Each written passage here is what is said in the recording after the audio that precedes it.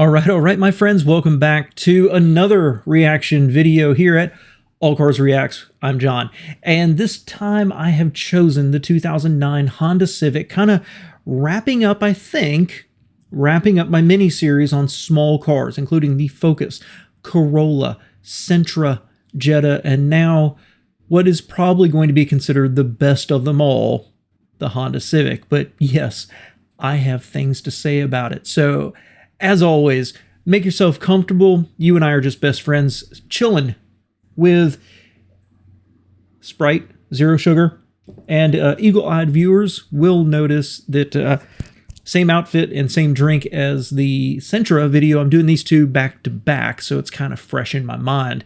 Make yourself comfortable. Let's get into it, see what they said about it when it was new. Your host for Motorweek, John Davis. Well, hello and welcome again to Motorweek. We're glad to have you with us. Year in and year out, the Honda Civic remains one of the best-selling cars in America, and for good reasons. Civic's lineup of compact family sedans and coupes provides high efficiency, modern style, and lots of interior space, all for prices that fit most family budgets. So just how does Honda improve upon a compact car that already seems to have it all?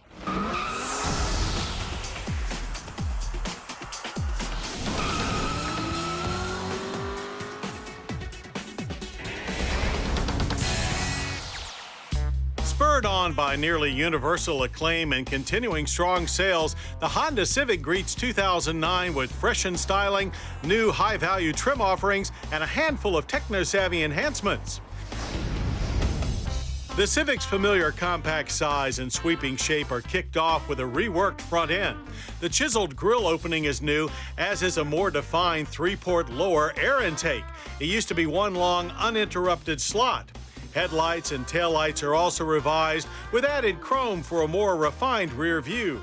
Of course, the coupe continues to exude a sportier appearance than its sedan sibling. Trim grades for the sedan and coupe are like an all-you-can-drive buffet, ranging from the thrifty DX all the way up to the sporty SI. As before, there are GX natural gas and hybrid sedans, plus two new exclusive sedan trims, the DX Value Package for cost-conscious buyers, and the LXS, like our tester, which spruces up the mid-level LX model with alloy wheels, chrome exhaust outlet, and a rear spoiler. Inside, you'll find... Okay, let's go back here. I'm going to stop here at this one. This is a good-looking car. This is the start, and so let me back up here. A lot to say. First off, does I don't even know. So DX, come on, saying that's a new trim line. I get that they've reintroduced it, but they used to have DXs back in the 90s, maybe even in the 80s. I don't remember exactly when it started, but that was the base level Civic. I don't know. I disagree with the words. It's new. They just brought it back. Number two, remember the days when the one of the beauties of Japanese manufacturers, you had like DX, LX. There, those are your options. Whereas the American manufacturers loaded up multiple trims with all these other options you could add in, and the Japanese were just simple. This is a little overly complex, but looks good with the alloy wheels. Now we get to the styling. This looks good, and of the ones we've talked about, this is the cleanest, crispest, and best styled of the three of them. When you think about the Focus, and then you think about the boring Corolla, and then you think about the Sentra that I just did that looks tall and a little rectangular and squared up, this just looks finished. And I think it looks good. My giant caveat here, and I think I know people disagree with me on this. The Civic for a long time was, to me, the best in the class. And part of that was because of great interior space wrapped in what amounted to a relatively boring body. Honda increasingly leaned into styling. So you get the new one, which is still widely considered the best small car, but I think it's a horrible use of space. They moved away from low nose and low to more taller, and then this became more sloped at the front, and I like it. I think it looks good. I think it's the best of what we've seen. But to me, this is really the start of Honda kind of losing its way with the Civic. I think styling got more priority than building as big a car as possible on the smallest footprint. But I do like the look of this car. Inside, you'll find the same spacious and intelligent layout as last year. A split-level analog-digital gauge cluster continues to feed the illusion of flying an experimental aircraft, or better yet, a spaceship. And as before, standard equipment includes cruise control, air conditioning, and an MP3 player on all but the stripped-down DX. The Civic now brings with it some new gadgetware, like available Bluetooth and a USB audio interface. Seating remains firm and supportive all the way around with ample head and legroom. Creature comforts like leather and seat heat are found only on either the EX or hybrid models. But all Civics deliver passenger safety by way of 6 standard airbags and active front head restraints. The 3-person rear seat folds down to expand cargo room, but a 60-40 split exists again only on the EX or the Sporty SI. Trunk space by itself is a very usable 12 cubic feet for the sedan, 11.5 for the coupe. Engines are... Before they go to the engines, let's start and work our way backwards, like I like to do. The trunk, that's small. It's a very usable space, but the trunk is small. I mean, that's more than a cubic foot less than the Sentra, for example. Back seat, good space, but single piece rear seat back, that's cost cutting is what that is. Up front, because this is the most controversial part of this car. I don't love it, but I do not hate it as much as reviewers did at the time. They're being very kind here. When this came out, that split gauges, yeah, it received a lot of hate. It really did. And it looks really awkward. Now you can see what they're trying to do by moving it up here. It's putting it right there at your line of sight. You can just glance down. But in practice, it kind of worked, but it was different for the sake of being different. It was silly to do it that way. Instead of just producing a good car, Honda tried to go young. I feel this car was a move to keep the Civic appealing to youthful people. Not only the dash, but also the gauges, but also the middle center stack. It's not a traditional, we're laying things in here. It's more integrated than that. Big buttons, it works just fine. All right. But it does give up something in just style. I'm not going to criticize it for being ugly or poor quality materials or poor construction, anything else. It's a little funky. And I want to specifically call out whoever it was on their staff that pulled out that auxiliary plug by just yanking on the cable. Unforgivable sin. Now, I would like to say we had one of these. I think it might have been a 2007, but we had a Honda Civic of this generation, this style, with this dashboard in the family. Unfortunately, it was totaled by one of my stepsons. So I have spent time in one of these. And I'm going to tell you, I wouldn't buy one of these, and I'll give you the reason at the end. But the dash was hated in the press. I thought it was unnecessary. And in fact, they did a mid-cycle refresh and fixed the dash, as I recall. But it worked.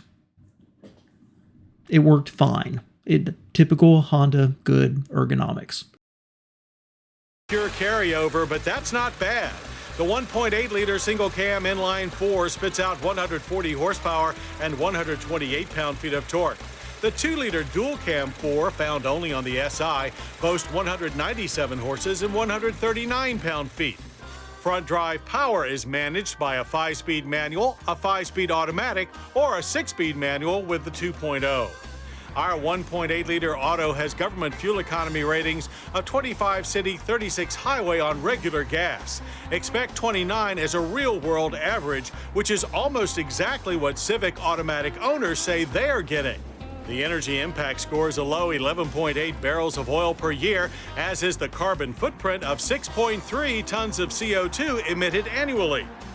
Again, looking at the Sentra, which had a CVT, this has a real 6-speed automatic. That's great. But 29 miles per gallon, that's fine. But if you assume that you own a Sentra that doesn't have a transmission that brakes, the Sentra would get better gas mileage. However, in typical Honda fashion, as being an excellent engine manufacturer, 1.8 liters, 0.2 liters less than the Sentra, same horsepower. And then you get up to the 2-liter and it's 197. It kills. It just kills anything else in its class, basically. You pay for it, but you get the idea. No problem with this engine. You know, and they said it was a holdover. Who cares? No problem with this engine. And greener is the CNG-powered Civic GX with nearly equivalent mileage but less than half the carbon footprint of our car, while the mileage champ of the range continues to be the Civic Hybrid. On the test track, which is also undergoing some rejuvenation, our 1.8 auto jogged from 0 to 60 in a sluggish 9.8 seconds. That's a big 2.5 seconds slower than the 2006 Civic manual we tested earlier. We ended the quarter mile in 17.6 seconds at 79 miles per hour. Still, the Civic makes a nice hop off the line with initial acceleration that will please most drivers. Sitting on a McPherson strut front and multi-link rear suspension, the Civic also rides and handles much better than expected. Despite soft springs, it turns in quickly and with a delightful lightness. Sure, if you push too hard, the front end does start to slide, but overall, the car is safe, stable, and almost fun. So, the 2-second difference, that seems between the previous one they tested with a manual and this one, that seems like a lot to me. But arguably, this is a little slow. It's on the slow side, okay? Not a sports sedan. And you've got the base engine with the automatic. It's in the competitive range, but what they're describing here is a car that's not fast, but it feels quicker than it is. And that's something, lightness, brightness, tossability, that's something a Honda at their best is good at. So I'm not going to knock this car too much because I get really frustrated with journalists who are like, we tested these 3 cars and this one is 1/10 faster 0 to 60. Therefore, we're going to declare it the winner. That's not the end all be all. It's the feel of the car. I will take a slightly slower car that at least it's competitive, right? We're not talking about a Yugo here, but it's got a better driving dynamic. And I think that's what they're trying to describe here as being Honda tossable. Up-level models add electronic stability control and sport 4-wheel disc brakes. But our LXS still uses drums at the rear. ABS is standard on all Civics. Still, with notable fade and nosedive, our average stop of 136 feet from 60 was long and less reassuring. Wow. As a Honda fan, I'm surprised.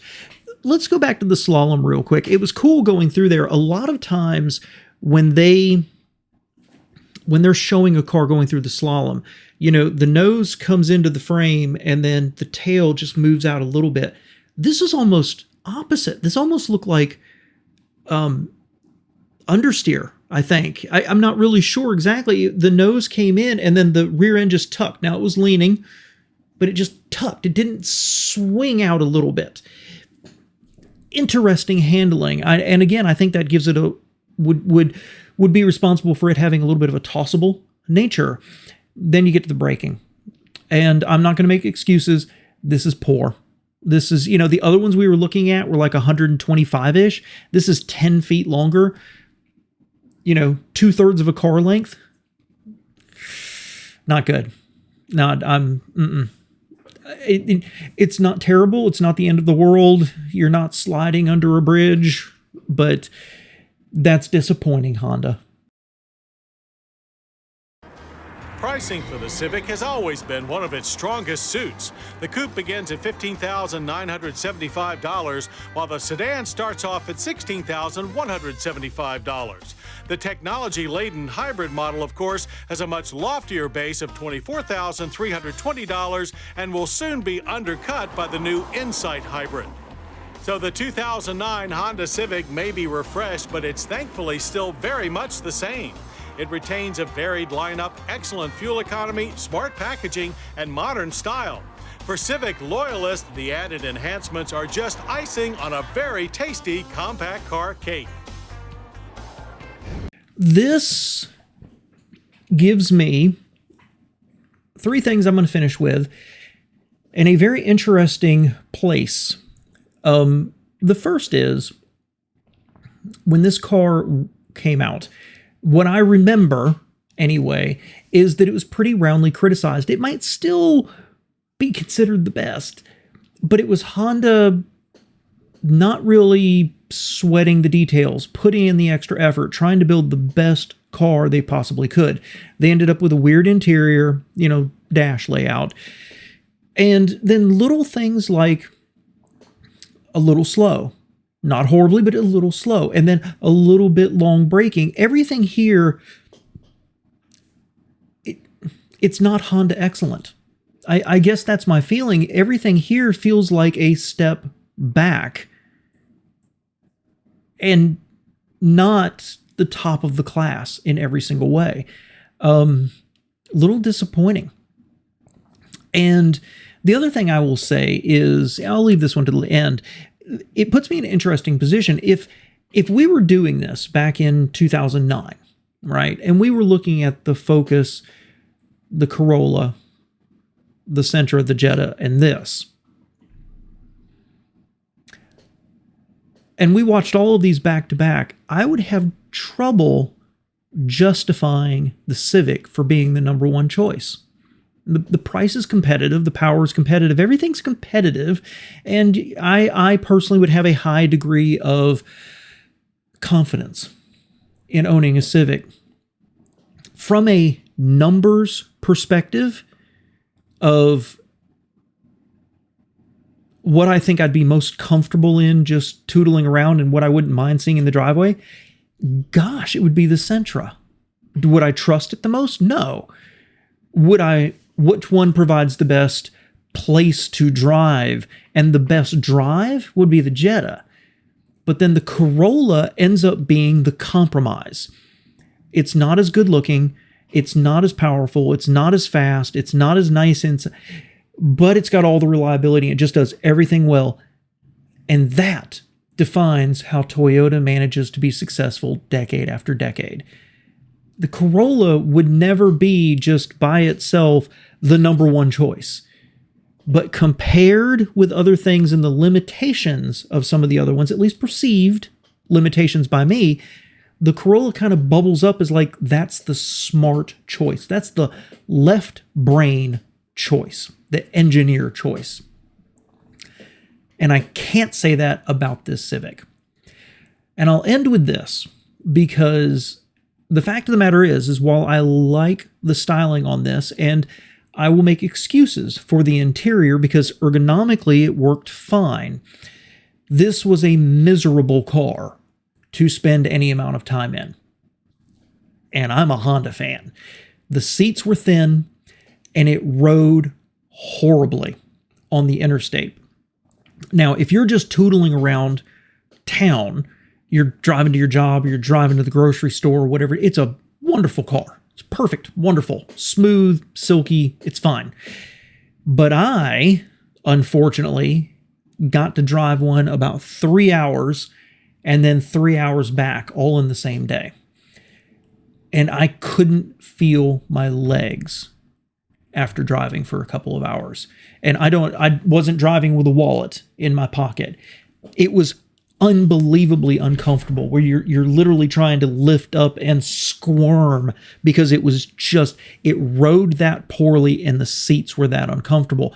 And it's shocking to me, having an Accord where it's not like that. Well, the Accord is supposed to be a little more firm than, say, a Camry. My Accord is a wonderful long-distance cruiser. The Civic was a miserable place, to spend time. I've driven, what was it, an 86 Colt or something like that was more comfortable to drive. Noisier, really liked crosswinds, but more comfortable to sit in. That's how strongly I feel about this. So I understand why it sold. I understand it kept up the reliability reputation for Honda, at least as far as I know. But if you owned one and you spent any amount of time in it, I thought it was a miserable place. And I think overall this generation was, well, kind of Honda just mailing it in a little bit. And on that bombshell, leave me your comments below. I'd love to hear from you, but I do appreciate you spending a few minutes with me here today. Thanks, y'all.